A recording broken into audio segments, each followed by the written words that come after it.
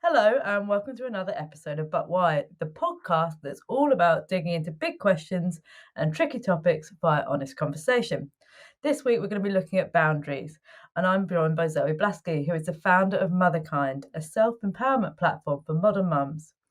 Through Motherkind, Zoe coaches mothers of all backgrounds, from global CEOs to full time mums, on how to navigate the huge challenges of modern motherhood. And Zoe also hosts a brilliant podcast, the Motherkind podcast, which is the UK's number one family podcast on iTunes. She speaks to actually a very, very impressive array of experts. And The Telegraph celebrated the podcast by saying it's the antidote to the toxic perfectionism of modern motherhood. And as you'll probably gather from our conversation, Zoe is also a personal friend of mine. She's one of the most well-read people I know.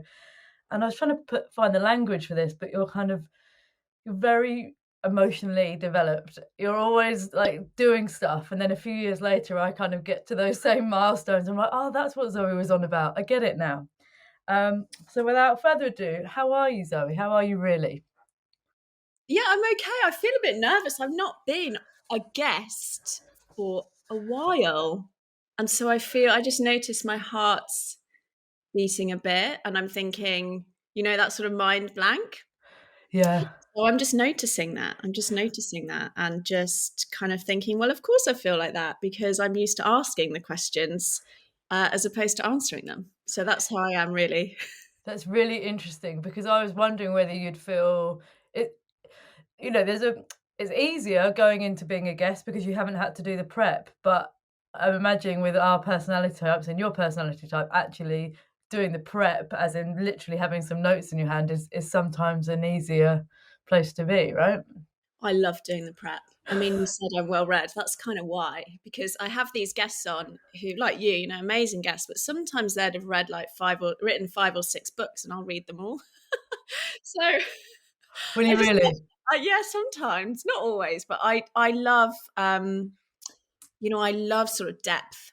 I hate surface level stuff. It doesn't, that sort of thing doesn't do it for me. So I love going deep on stuff. Which is why I think I've read so many books when I got interested in, this kind of world of self-development and transformation and how do we become happier and freer and how do we stop hating ourselves. I think I just went all in on it because I just got so fascinated. So yeah, I have read at this point, it's probably thousands, which is a bit embarrassing, isn't it?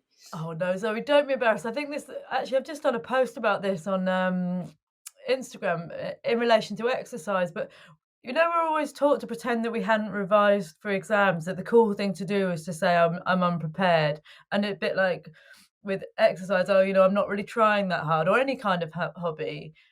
But actually, that's a real coping strategy. I am always trying really hard. I can also learn to accept that that can sometimes still equal failure, but I'm not going to pretend that I haven't tried when I have. Yeah, and I think it does others a disservice, doesn't it? Like lots of people say to me, how I'm sure they say the same to you, like, how have you managed to grow this podcast? You had no experience, you had no platform. And I'm like, there's one answer. I've worked really, really, really hard.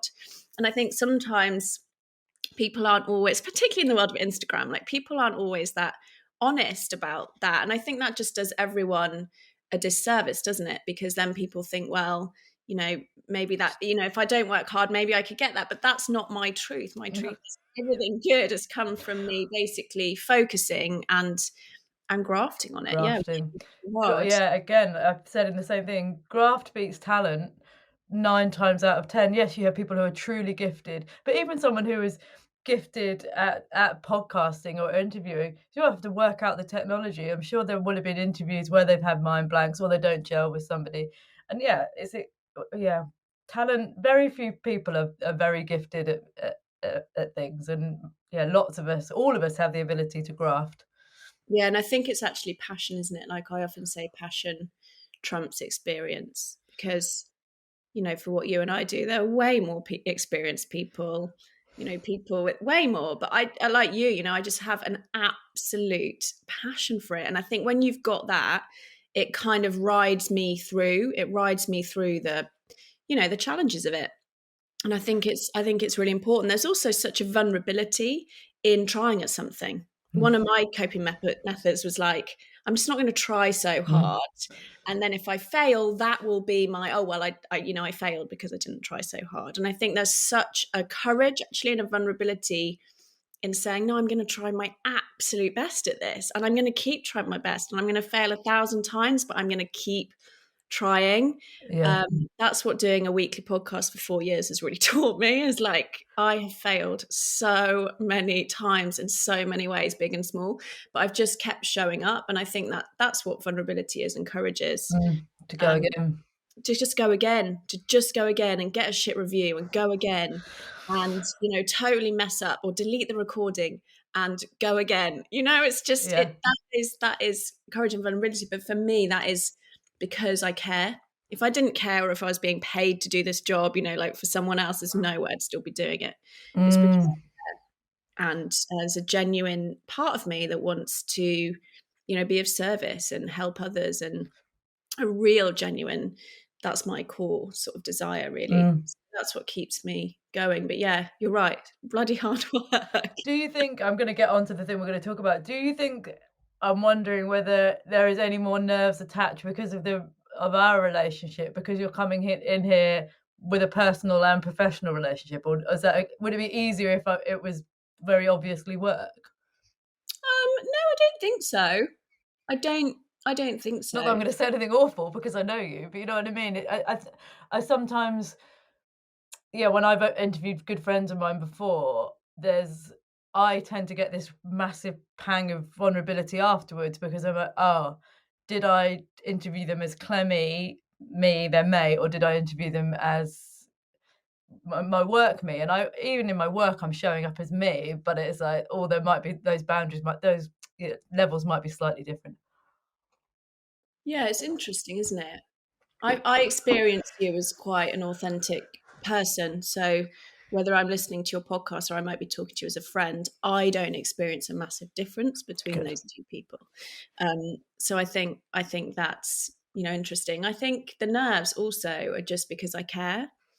And if I get onto something, like I'm asked to do a talk or a workshop, or even, if I'm showing up and I'm about to coach someone for the first time, if I don't feel that sort of bubbly feeling, I get really worried because I'm Mm, like, am I stepping into, that kind of dangerous ego place of like, I've got this, I know what I'm doing.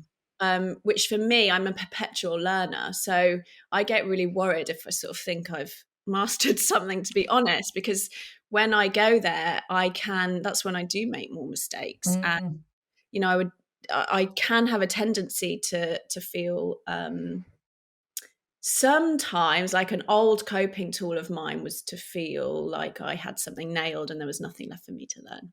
wow. So I get really nervous if I'm not nervous. I'm like, it's really good for me to be like, oh, Yeah, is this going to be okay? Because I yeah, think in that sort of vulnerability, is way more authentic to me, yeah. because it's that I really care about it.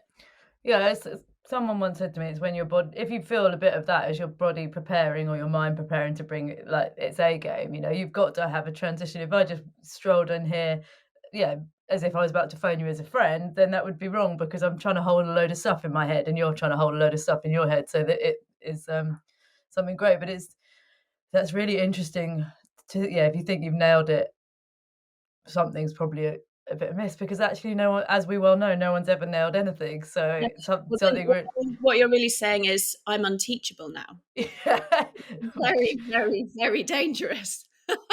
I mean, I feel like that often is encapsulated in parenting. The moment, every single time, the moment you think, yeah, we're really doing great at this now. Look at this, it's working. It's guaranteed they go through a completely different phase and it all gets turned upside Yeah, down.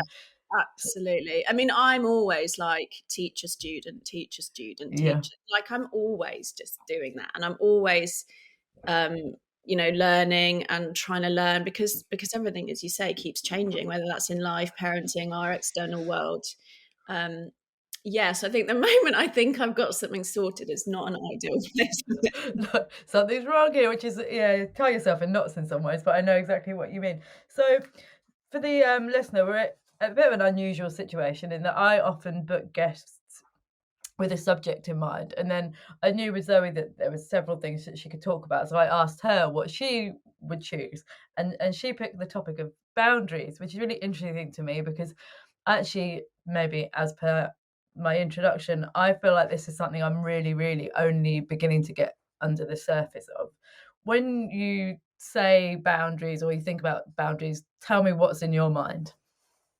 Yeah. So, well, the reason that I wanted to, when you said, what should we talk about? You're right. I do coach on quite a breadth of things, but I'm seeing like increasing sort of conversation, particularly on social media, about boundaries, and I love that. I think it's incredible, but I also think um, sometimes the depth is missed, and I've struggled for 10 years with this boundary practice, and I still struggle today. So I think it's so important to I was really excited to have a standalone conversation about Mm. boundaries. Sometimes for me it can get wrapped into other things, and I just think they're so hard to do and yet so absolutely fundamental. So I Yeah. think those two things together just make this sort of perfect storm of something really cool to focus on. Yeah. So I'm grateful that you're up for it as well. Yeah, and actually then when I was still digging into it, because I think I had an understanding of what they are, and then I started to try and really think about what different boundaries might be. And Mm. they could be emotional, they could be physical, they could be time, they could be topic Mhm. basis. So like emotional is like, I know I'm really hormonal today, give me a bit of space. I'm not really in a place where I can talk about very heavy things. Or Yeah. time ones, I've got a big day at work tomorrow, I'm up for meeting up, but we need to be wrapped up at 10. Physical, I don't know who, I heard someone say that they've got a blanket rule that people aren't allowed to tickle their children. Yep. Which It's quite common. again, yeah, and I was like, or like not enforcing relatives to kiss their children. And then topics, yeah, let's not go there on, I mean, for want of a better word, COVID. And it's like, wow, these really, really do span so many things, don't they? It's like it's the way we kind of want to go about our lives, I suppose.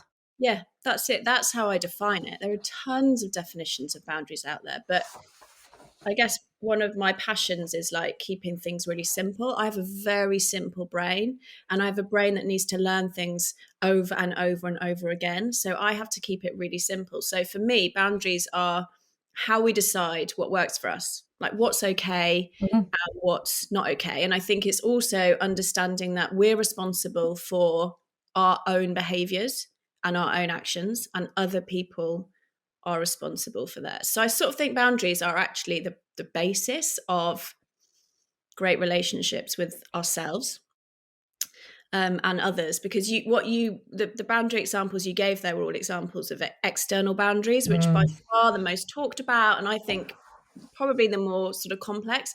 But there's also internal boundaries, which is the boundaries that we set with ourselves. So I'm going to go to bed at 9 p.m. 3 times a week would Mm. be an internal boundary when no one else is around, keeping those promises to yourself. So yeah, I really think they are absolutely fundamental. I often say, I know there's lots of mothers listening, and I often say, when we become mothers, it's like our time halves and our to do doubles. So without boundaries, so many people that I work with, it's really easy to start feeling like you're just stuck on this sort of hamster wheel of obligations and Mm. things you're meant to be doing. And over time, you can just start to feel like you're living someone else's life. That's the most extreme sign of a total lack of boundaries, is you're like, I don't even know what I Mm. need anymore. Like I'm just lurching from, one thing to the next. So, I've really learned that, just the fundamentals of like learning to say no, how to Mhm. prioritize your energy, how to become more intentional about your choices. Um, it's absolutely game changing, but it's really, really hard. It's really Yeah. hard. And I think, funnily enough, that was the thing that I was going to come to you next. I hadn't put the language as internal boundaries, but like boundaries with yourself. And I think my instinct is that that is where you need to start, because if you aren't protecting your own, then how is anyone else meant to? And it's, ones for me are, I'm going to rest when I'm tired, which, I mean, to be honest, I'm not very not very close to achieving, but I've got to learn to, yeah, I think that's a it is a boundary with myself, because I would just keep going, Yeah, or do you wanna talk about it? yeah. Yes. It's a bit, it's a great intention. That's actually more of like the language I would use is that's an intention. Mhm. That to be a boundary, you might wanna make that more specific and more Yes. achievable to start with. So Yes. it might be something like, when I'm so tired that dot dot dot, because you'll know in your body like what, Mm. then I'm going to have a 10-minute break, or then I'm Yes. going to have a 15-minute break. And you want to make it really specific, because Yes. saying I'm going to rest when I'm tired is an intention. It's going to be really hard for you to actually honor that, because what does the rest look like? Is it a week's Mm. holiday? Is it 5 minutes cup of tea? How tired? If you're anything like me, I'm sort of always a bit tired.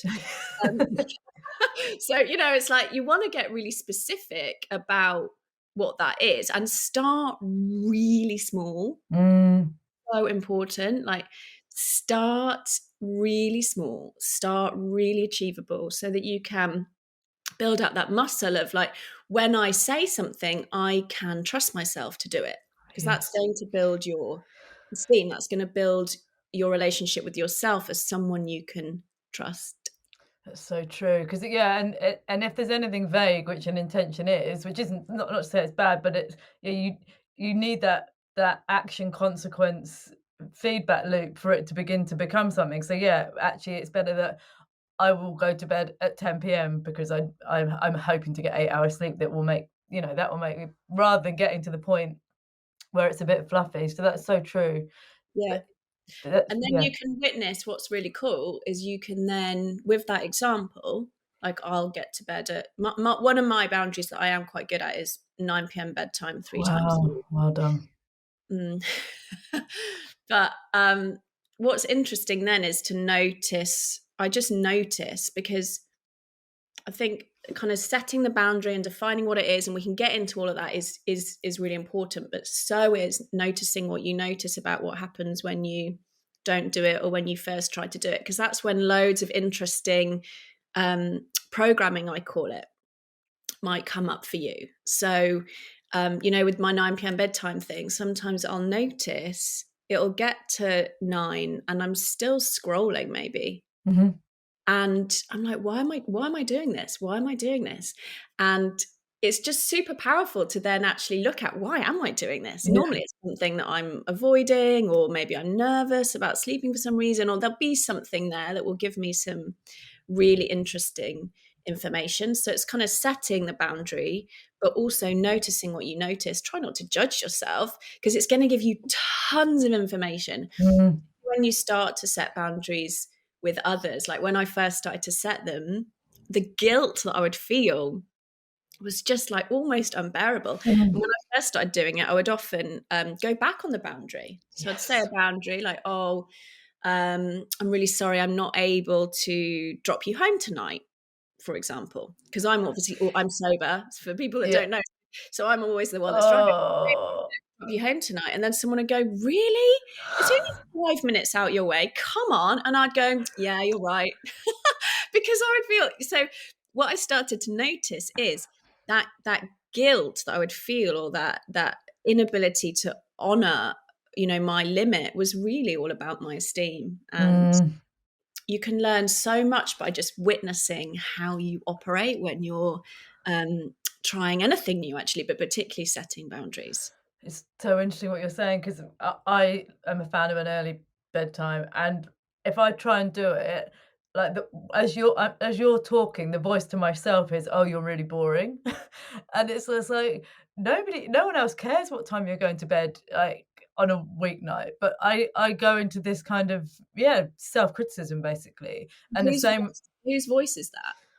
I don't. I guess. Well, I actually have come out of saying, it's the ex-party girl in me, where I was defined by being more fun and, well, I say fun, that's not true, but a bit more wild and a bit more, staying up late equated to something that I thought I wanted to be, which is kind of rebellious and and wild. But the real me is quite buttoned down and likes an early night. And it's just, that again, it's the pretending you didn't revise. I don't know if existing in that chaotic life allows for all this kind of leeway and excuses for yourself, but that ends up being, for me, very damaging. Yeah, I think, before, you're right. And before I got good at this or better, still practicing so much. But I would sort of wear this mask of like this easygoing, happy-go-lucky. Like, where do you want to go? So, oh, I don't mind. Can you drive these 10 people home you've never met? Yeah, sure. I'm so easygoing. That'll be really fun. But the truth is that underneath that, I was the opposite of easygoing. Mm. I was resentful, angry. Mm. I didn't want to take any of those people. I did, deep down have opinions on what we wanted to do or didn't do. Mm. But I was just running this belief, which I can track back to childhood, which we can do with most of these behaviors actually, that in order to be sort of liked and accepted, a way to do that really effectively, and it is quite effective, you will get liked and accepted, but it has a really high cost. The way to do that for me was just to go along and say yes and do whatever anyone else wanted me to do. So I was really sort of invested in my, late 20s, early 30s in keeping the peace and, making others happy. Those were my two sort of unwritten, sometimes unconscious things that I would do. And they do work, as in, I was quite liked and it did keep the peace. But as I said, the cost to my esteem and my life and how I felt about myself and my energy levels was really, really high. So that's sort of how change happens, isn't it? It's when you realize that actually the cost of doing this is getting higher than what it's giving me. 100%. And I'm listening to you and thinking, and the problem is this becomes a self-fulfilling prophecy, because actually one of the examples I was thinking of, again, because I like an early night, I'd invite people over, and then when they were still there at 11 o'clock, the voice in my head would say, God, why do these people always overstay? They're welcome. And then that makes me feel resentful. And then I think, well, actually, I'm not even going to bother to have anyone over because they don't leave when I want them to. And then that makes me feel like I'm a really antisocial person. And the truth is, and this is one of the most important things with these boundaries, people aren't mind readers. Unless you're someone who likes an early night, those people who are staying up till 11 are just cruising out the door at the time that they think an evening wraps up.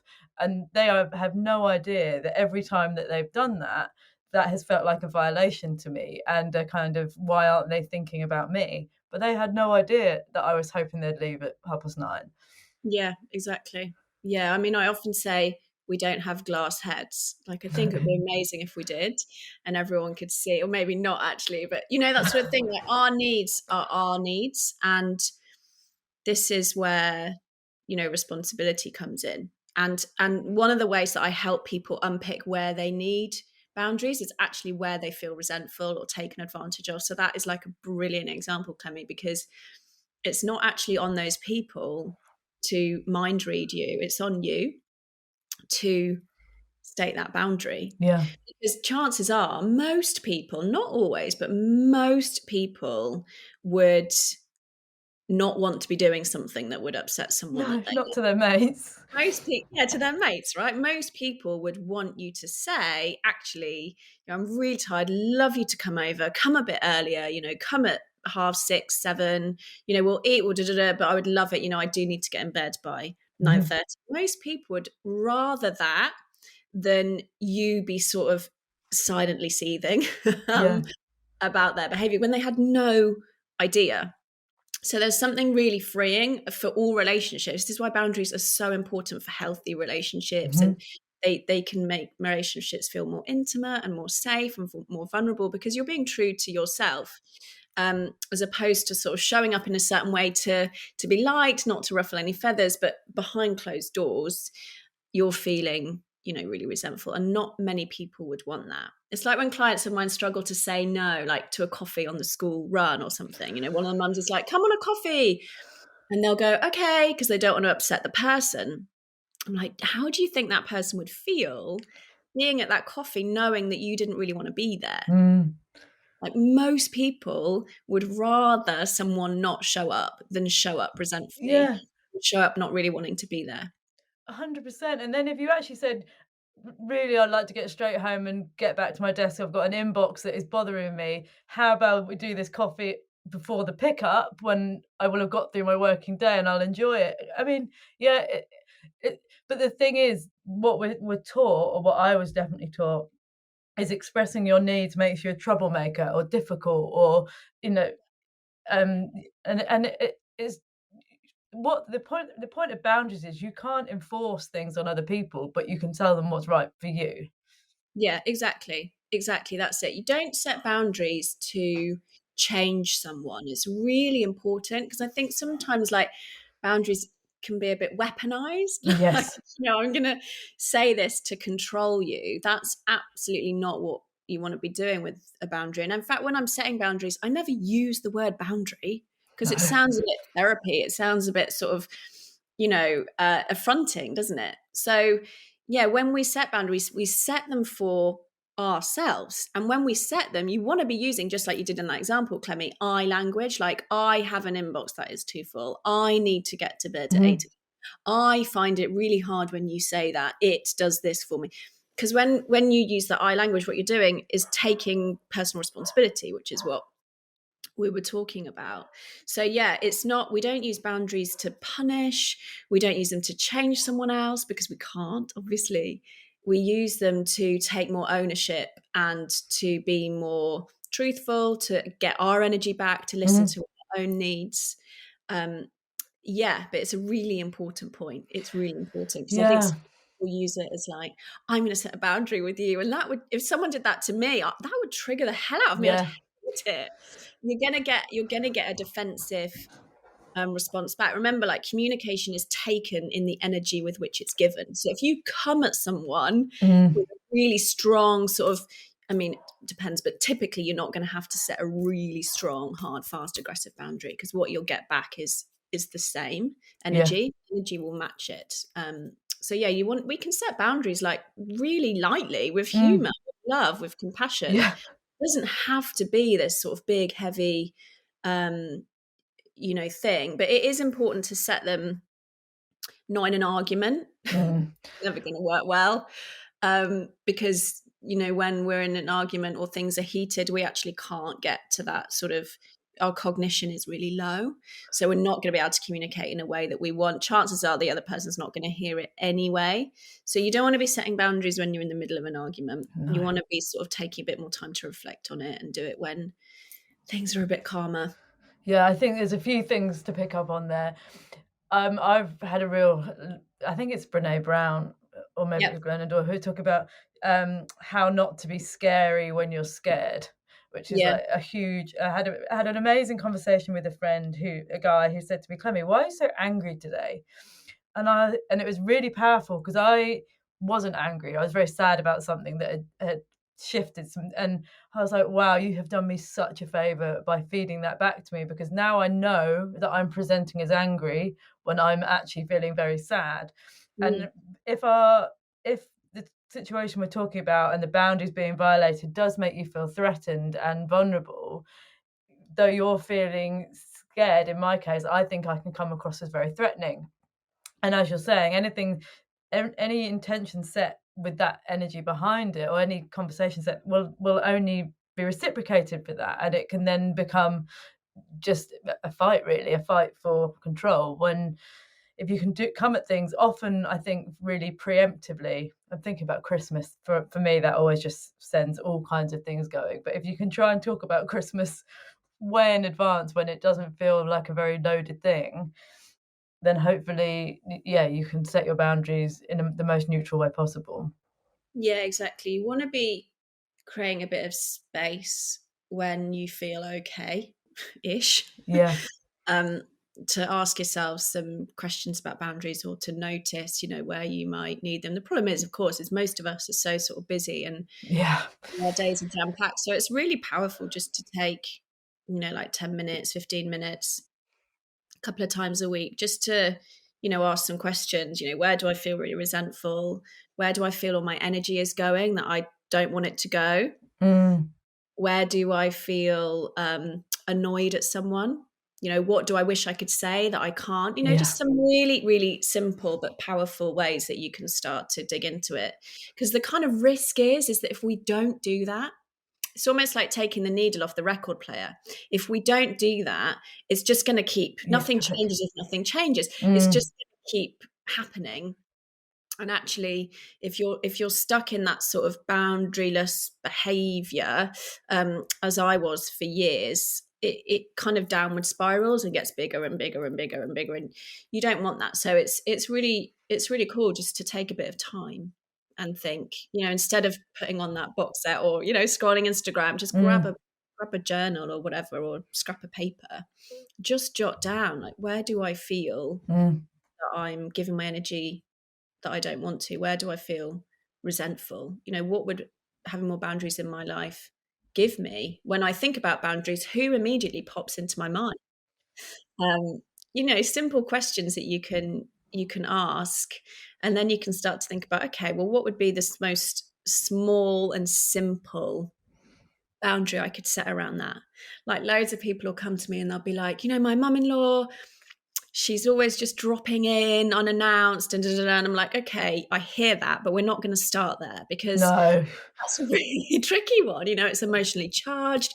It involves your children. It involves your partner. So you want to be starting really small, really simple, just to start building that muscle of, my needs are important. I Mhm. can say something and the world doesn't end. Mm.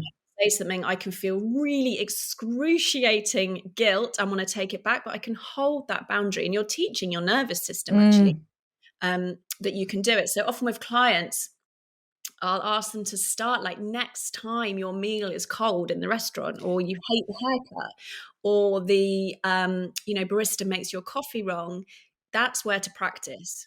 Uh, I am so bad at that. Zoe and my mutual friend Polly Hypole is the queen of complaining, and I admire her so much. And I'm not talking about complaining in an unjustified way. She just can Yeah, stand up for herself. But yeah, when she's done it, and I've been often the beneficiary of it, I am literally sitting there, not able to look at the waiter in the eye while she's doing it, and it's totally on me. You've paid for a coffee or a meal, and it hasn't come in the way that it should.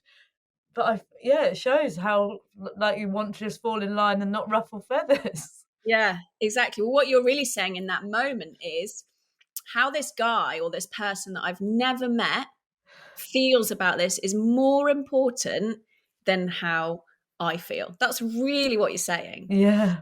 Um, and, of course, it is uncomfortable. I think there's sort of this rhetoric that if something's uncomfortable or hard, then maybe it's wrong. And the opposite is absolutely true for me. So Always. if something is different or hard or uncomfortable, I face a ton of resistance, of course, because our brains like to keep things the same. Our brains aren't really wired for sort of happiness and esteem and all that sort of good stuff. They're actually wired for safety. A big part of Mhm. that is just keeping things the same. Just keep things the same. So the moment you decide to say, actually, my food is cold, that is going to bring up so much, or it could do, if you're not used to doing it, so much uncomfortable feelings like you experience. But what you do is, when you can work through those feelings, you are literally training your nervous system that you can do Mm. it. So if you're practicing that for a couple of months, then the next time your friend says to you, can you pick my kids up? And you don't want to, you don't even need to justify No. why. Maybe that you're sort of energetically burnt out, you just don't want to. You're going to find it so much easier because you've been practicing Yeah. on little things to say no. But it does all link back to, or it can all link back to what we were modeled around Mm. boundaries. Kids are actually amazing at boundaries. Yeah. Um, Yeah, I'm laughing because a friend in one of my kids' class asked him for a play date, and one of my sons said, "No, I don't want to go to that play date." And everything in me wanted to persuade him, Yep. and then or not, and in turn to give the mum an excuse. And he just didn't want to. There's nothing more than that, and that is totally on me. And just well done him. Yeah, it's It amazing. wasn't an insult to the kid, and also what would happen is I'd force him to go. That would have a big run up to it because it's going against what he wanted, and yeah, it's just a terrible place to be. So I was like, wow, you've done it. If only we all said no to the things we didn't want to do. Well, the energy that we would claw back. Save. 'Cause Yeah. it's not just doing the thing that you don't wanna do, it's all the, like, mental Olympics that go with the run up to it, Yeah. where you're like, "I don't wanna do this. Why did I say yes to this? I don't Mm. wanna do," it's like, and that sort of thinking and, worrying, that takes so much Exhausting. more energy than we realize. It also takes us, of course, like, out of being a bit more present, which is, for parents particularly, that's where we get to actually connect with our kids and ourselves and people around us that we love. And so, yeah, it kind of has, like, it seems so simple, doesn't it? Like, I'm just going to go along with this because it's easier. And it is easier in that you sometimes avoid the new discomfort, but you still kind of get a ton of discomfort. Y It's like you want to be leaning into the better discomfort of the yes. two, which is of the change of saying no. And I think, that example, I have the same. Like, Jessie often says to me, "I just don't want to play with that person," and she hasn't learned yet. She hasn't absorbed, and society hasn't taught her. She hasn't got that fear of not being liked or not being rejected, or which is just incredible. Like, Mhm. she can Doesn't just matter. I Yeah, can't do that. I mean, I do it, but I still think there's still a bit of me that's like, "Ooh." go along with it. Yeah. I also want to pick up on something important, which is the not needing to justify. And actually, the particular example that comes to my mind, I often have people messaging me who are thinking about not giving up drinking, and they say, "What do you say to people?" And it took me a long time to get here. I don't justify my not drinking at all anymore. I literally say, "I don't drink." I don't need to give you because number one, I can't fit that into a conversation we can have here and now because it's extremely complex. The reason why I don't drink, chances are I don't know you well enough to want to give you that, and so I don't drink is just enough, and you just got to get comfortable with that. And actually, the more flex, like you say, the more times I've done that and just and drawn the conversation, the line under the conversation there, the easier it's become. But for so long, I think I kept drinking for an unbelievable amount of time because I didn't have the guts to say, "I don't drink." And Yeah. then you get, for all the reasons we know, you get this layer of shame and not living authentically and not listening to my intuition about what the right choices are for me, all because I didn't wanna, yeah, say I don't drink. And in that instance, it really is no skin off anyone else's nose. It was only ever gonna be me drinking it anyway.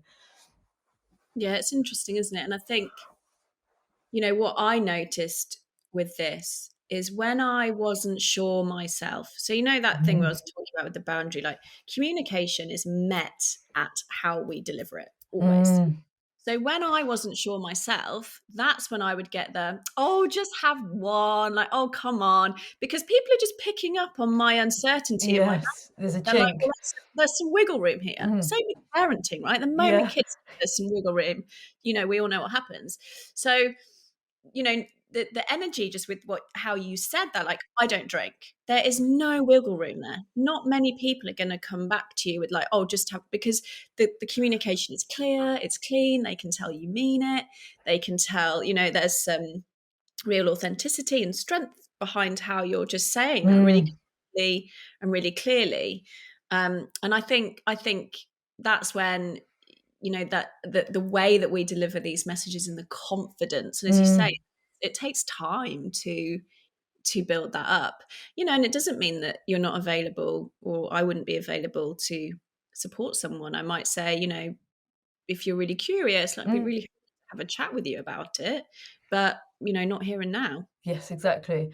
I see two of my sisters are vegan, and it's one of those things where people want to scrutinize that. And they both have got really strong beliefs about why they aren't why they're vegan. But you need to say, is that something that you want to talk about now? Are you up for having that conversation about it now? Because you don't want every time you're in a public place where you eat to have to talk about your choices. But yeah, that isn't to say exactly. I'm really up for talking about not drinking, but I want to know. Again, it's the difference between someone coming at me with scrutiny rather than curiosity. If you're curious about it, yeah, let's talk. Yeah, and you'll be able to tell that as well. Like, Yeah, you know, 80% of communication is nonverbal. So yeah, if someone, you can just tell, we all can do it energetically. We get an instant sort of flash of, you know, this person is not, you know, right now, this isn't a conversation that I want to have, or mm, actually, you know, maybe later. So it's just learning to listen to that as we navigate these different boundaries. But the veganism is interesting because I think that's a boundary that lots of people are having to hold right now as our diets change a lot, and particularly with our kids, you know, compared to how, you know, in the 80s when we were raised, Clem, like it was all just sugar fest and tarts and, you know, and now I think, you know, particularly with the older generation, like I have to set and hold some boundaries around, you know, sugar with the kids and extended family and things like that. And, you know, that can be really complicated, mm, you know, when we think about setting boundaries with different generations around our children. And so I think, yeah, just being able to do it really clearly and really confidently. And, you know, sometimes it might be appropriate to explain why, and sometimes yeah, it might not. There are no rules. I'm always super wary of like rules, and yeah, every situation is different, every person's different. But I have learnt that the key to this, or one of the keys to it, is being really clear yourself. So, yes, is this a boundary where there's some wiggle room? Yes or no? mm, Or is this a boundary like you and I's is around drinking? why not? Absolutely not. Yeah, Absolutely not. Whereas for me, there are some boundaries with wiggle rooms where, you know, I might set a boundary with like my in-laws. Obviously, I'm not going to say that's what I'm doing. I might say, oh, you know, the girls are really tired. So, you know, we're going to drive through the night and we're going to get to yours at about 11. I'd love all the lights to be off so that they don't wake up. And if we could just kind of, you know, keep our voices low. And, you know, my ideal is that we just get them yeah, straight into bed and get them to sleep. That's a really kind, sort of clear boundary, loving. They might say, and this isn't real life, but they might say something like, oh, really? Because we have, you know, bought them these teddies and we really want them to take mm, teddies into bed with them that night so they can have them the first night that they arrive at our house. I would kind of think about that and be like, I could either say, I'm not sure, let me just have a quick think, buy myself some time. Or I might think, do you know what? That's kind of sweet. Yeah, that's yeah, totally fine. Or if I'm like, no, they are exhausted, I just need to get them down, I'd say, oh my gosh, that is so kind. Thank you so much for getting them teddies. Let's give them the first thing they wake up. I yeah, really just don't want them awake because tomorrow will be a nightmare for us all. So it's just trying to keep it uh, fluid. kind, fluid, but clean, but knowing for yourself, like, is this something I'll negotiate on or not? Hmm. Really important. And I think there's something else important to talk about there, that to try and remember that other people are often coming from a loving place. You know, you're talking about the friends dropping in or them wanting to wake up the kids. Now, if you're in a bad headspace and you've not managed to talk about your own boundaries, you could be like, oh, you know, it's classic. They always just want to disrupt things for me, which absolutely isn't the case. But because you've, as you say, you haven't taken the needle off the record, you've got into these patterns that become harder and harder to pedal back from. And I have to check in with myself as well about, yeah, on control with that. And it's important. It's like there might be some flex if the kids have had a nap in the afternoon, they possibly could. But you've put what you've done is you put the parameters down of where you're aiming, so that yeah, you can come back the other way rather than getting there and getting cross when all the lights are on. Exactly. But that's what I was saying. Like, a short, really quick way to figure out where you need boundaries is where you feel resentful. So if Mm, you feel yourself like saying in your head, like you just did, Clem, oh, they always try and do Yeah. this. That's like really, really good information because you're feeling a bit resentful. You're feeling taken advantage of. That word always is quite all pervasive. So that's just a really great opportunity to be like, okay, well, that woman on that podcast said that when I'm feeling resentful, this is probably a boundary. What is my boundary? Because Mm. chances are, if you're feeling like that, they always just do that. It's because you've not set a boundary, Mm-hmm. or maybe you have and they've not listened, so you need to change the way that you're doing it. um, that's why boundaries are just so kind of game changing, because it enables you to just take a little bit of your power back. And when we're focusing outward on how annoying everyone is, or Yeah. how wrong the world is, we've totally lost our sense of self. We've lost our sense of agency in our lives. We've lost our sense of being able to, make different choices. So it is really cool to notice where you feel like that, or you're hearing things like that in your head, and think, I'm going to do something different. I've got an opportunity to do something differently here, because you will transform I was relationships. about You to say really will. exactly that because I can think of lots of examples, and again, it's quite often with family, isn't it? Where I where such small changes, like the things you're talking about, literally could transform the whole of the trip to your in-laws, because if you're starting on the right note, then the kids sleep better, you wake up feeling great, off you go, you have a nice time. And you're just like, oh wow, all it was was these really, really small tweaks that no one had any idea about, that have transformed and saved relationships. I do wonder how often really special relationships break down because of the most minor things that could have been sorted with a bit of a sticky conversation. Yeah. Well, one of my favorite sort of ideas is that, everything you want is on the other side of a really awkward conversation.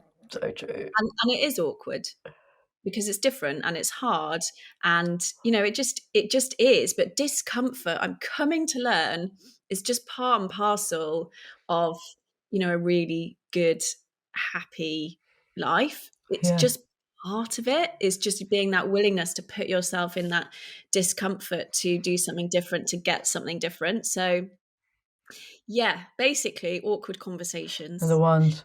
Yeah, but I think it doesn't always. When I've set some boundaries, I'd say 98% of the time it's totally fine. It's totally fine. Mm.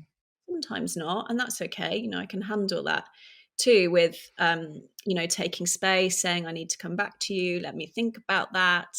Other ways that I can just. And then I might actually talk that through with someone. Like, am I being too hard here, or should there be wiggle? Because sometimes, my own head isn't always the most reliable. No. Well, Disappointing, isn't it? yeah, really disappointed. So I might check that out with like a friend, or you know, but someone is always they're always going to have a reaction to you saying a boundary. Some people say to me, "But what do I do if the other person reacts?" I'm like, they will always react, Yeah. So because that's just expect how that. you're either going to get a positive reaction, like, yeah, great idea, or a negotiation point, well, actually, could we do it like this, or a hard no. Yeah. So yeah, you're always going to get a reaction. So expecting there to be no reaction is just never going to happen. But that's not a reason not to do it. And I think then a good build on that is to then suggest to them that they take the time. Sometimes for people, when you give them a boundary, it's a bit of, they need to go and digest it as well. Because if you're coming to that conversation having mentally prepped for it, and they had no idea that you were about to try and put this forward, then yeah, you've got to let them go and sit with it too. And as you say, it would just take a bit of flex, especially if something's different. If someone's always been able to drop into your house unannounced, and I started asking them to give them some warning, you've just got to practice that again, haven't you? And then hopefully these boundaries become really second nature. My brother, who's very boundaried, has a blanket no to second days of weddings. Just a blanket no. He says, I want to come and be my full self on the wedding day, but I can't do it twice. And so, and it's not like he's chosen one family friend that he'll be there for and not the next. He's just a blanket no. And then people don't even ask him to them anymore, and everyone's a winner. And I was like, I really, really respect that. And actually I fed this back to him recently, and he said, I really appreciate you seeing it and feeding it back to me, because I honestly do want to high five anyone when I see them put some boundaries in place, because it's not easy, but it's does everybody a favor. It's just such a joy, like being around people who are really clear on their needs, because there's just a sort of like a cleanness. I don't know what the word Yeah, is. It's just like, I know that if you are here, it's because you opted really in. it's because you really want to be. And I know that if I do something that crosses a boundary for you that you're not happy with, you're going to speak up. And, this was absolutely game changing for me, because I used to be someone who, if a friend didn't reply in a couple of days, what have I done? And then I'd be starting to overthink, ruminating, what have I done? Did I say that thing wrong? Have it, or a work email that I'd send and then I wouldn't get a response. I'd be thinking all the time, in my head, what have I done? What have I done? And then when I got this idea that it's that person's responsibility to tell me if I've done something wrong, not mine To to try extract and it. figure it out, right? And the converse is true. If a friend has offended me, it's my job, uncomfortable as that is, or has done something that, I just think, oh, that was a bit off. It's my job to say, actually, can we talk about that thing? I feel super awkward bringing it up, but I've got to say it to you because I really value our relationship, and I know that we just have to be honest with each other, and I know you'd be honest with me. When you said that thing about whatever, it made me feel like this. There's just such a freedom Yeah, in that, because it just totally took away the responsibility of my overthinking. And I yeah, thought, no, if I've done something wrong, that person is responsible for telling me, and then I can deal with it. I'm yeah. not going to spend the rest of my life, hours, weeks. If I added up, it would be years of worrying in my 20s, Oh, years that I'd wasted. I'm imagining not things. imagining things. Yeah. Oh, it's Yeah. exhausting. You're right, and I think what I'm finding, and I'm conscious of time, that uh, it's a beautiful thing, because the people who remain in my life and who my friendships have got better and better with are the people who are flexing this, and it's great. You can, I said before, you can have friendships that have been just fine, and then you start behaving in this way with one another, and they just elevate to a whole different place. And yeah, who knew? Yeah. Who knew? It's really I really, really wish that in NCT, there's many things I wish they taught in NCT, but Oh yeah, boundaries is definitely one of them, because particularly, I know not all mothers listen to this, but lots will be. yeah, The demands on our time and our energy are just insane if you think about it. yeah. Whether It's you've undoable. it's insane. And I think without this practice of boundaries, as I would call it, because it is just a practice, Mhm. you just practice it is so easy to become utterly burnt out, Yes, resentful. Like I would describe myself as an angry doormat before I started using, yeah, I was just people walking all over me, and I was so angry about it, but it was all on me. I wasn't able to communicate, my needs and what I wanted and what I needed, and protect my energy. And so I think it's really, really, really powerful. If anyone is feeling burnt out, resentful, overtired, look at boundaries, because mm. it really can be the key to unlocking So many um, things. so many different things. Yeah. And I'm thinking, as you're talking to your kids, it's really important. And I think I've got a bit better at that, especially when we've been working at home more, and saying to them, particularly my older two, "Mummy's working now. I'm going to go upstairs, and you can't interrupt me." And then learning to respect that, and then that means that when I'm not working and I come downstairs, I can't then blur the boundaries the other way and be checking my emails if I'm telling them that I'm with them. And everybody knows where it is. And of course, if they need to interrupt me, they can, but they know that that isn't a casual thing that they come in and out of, because again, that causes unnecessary friction. And I, I'm thinking that children love boundaries. Children really like to know where they're at, don't they? Yeah, I mean, it's what gives children a sense of safety. Yeah, And there's an analogy that someone shared with me, which was sort of life changing, where someone said, when you get on a roller coaster and they put that bar down, yeah. the first thing that everyone does is rattle the bar. Ugh, But because they, they don't do it hoping that the bar lifts up. They do it hoping that the bar stays down. And it's the same with boundaries.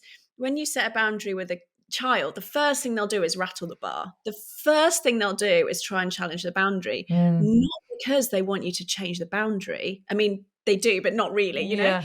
They wanna check, is it Is safe? this Is this yeah, that wow. gives you a feeling of safety. So, yeah, and I think to some extent the same is true when we do it in our adult relationships. Mm.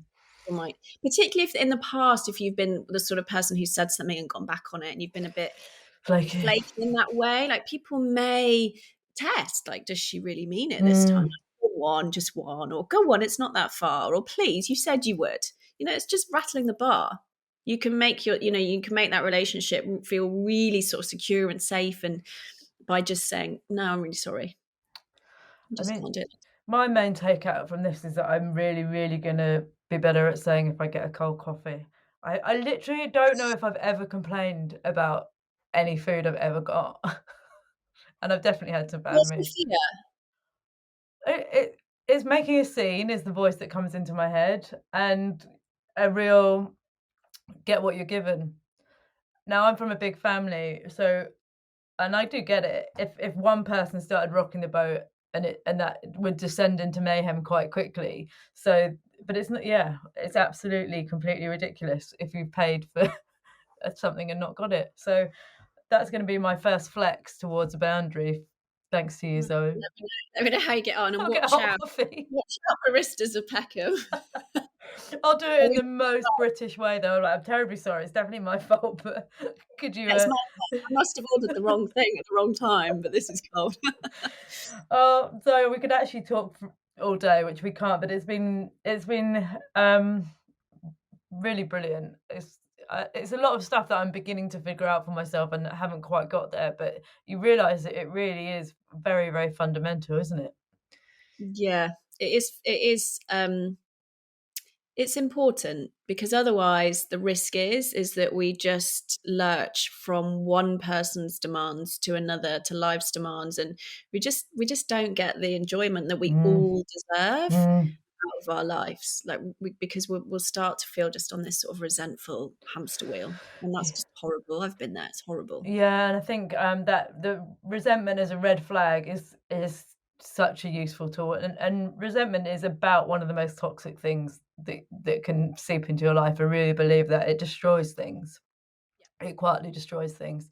And actually, we haven't touched on it at all, but setting boundaries with work is really, really important as well. And that's a place where resentment can very quickly seep in. In fact, I've seen it almost take whole companies down with it once that kind of insidious yeah resentment about workload and people not being paid what they think it's really dangerous. So yeah, Yeah, looking out for resentment is something I'm definitely going to take on board. good.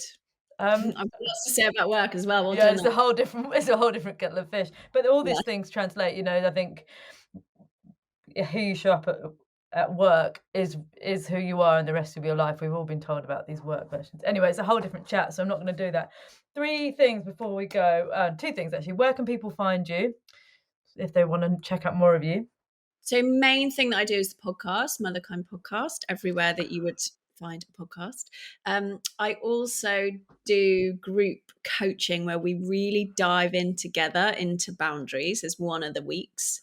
And I run those every month. So those are all on the website, which is really cool. It's like, it's mothers, because I work predominantly with mothers. So it'll be 12 mothers, and we sort of dive into topics like values and boundaries and energy, and it's really cool. And what's really cool is just hearing other people's experience. And there's something just so magical about Yeah. getting real and honest and helping each other in a group. So, yeah, so that's the main way. Um, and everything else is on the website, motherkind.co. Do you remember going for a coffee when you're just about to start this? You're like, do you think there's Yeah, something in this kind of like wellness for mums? I was like, yeah, I think there probably is. You were onto something, my friend. yeah. Turns out, I mean, lots and lots of people doing it now. But But yeah, there wasn't, was there? no, no, no. I was definitely one of the first. Yeah, well done. And my last one is if you could have an honest conversation with one person, who would it be and what would you say? Oh, that is a good question. The first thing that comes into my mind is it would definitely be God. Big Wow. Yeah, it just came straight in, What would you and it was say to him or her? I'd say, "Is this real? What's this about?" Wow, Zoe. That's I wonder what they'd say. Oh, just came to me straight away. I mean, that's quite profound. Think I think about this stuff a lot. Yeah, me too. It's exhausting, isn't it? Yes, and fun and interesting, and Yeah, you curiosity can't. is an amazing thing. But I think if I got one chance to ask one that Is would this that real to the universe or the creator? Wow, okay. Well, I mean, that has really got to be where we wrap this up because that is a can't thinker. go anywhere else from there, can we? Let's face it. Thank you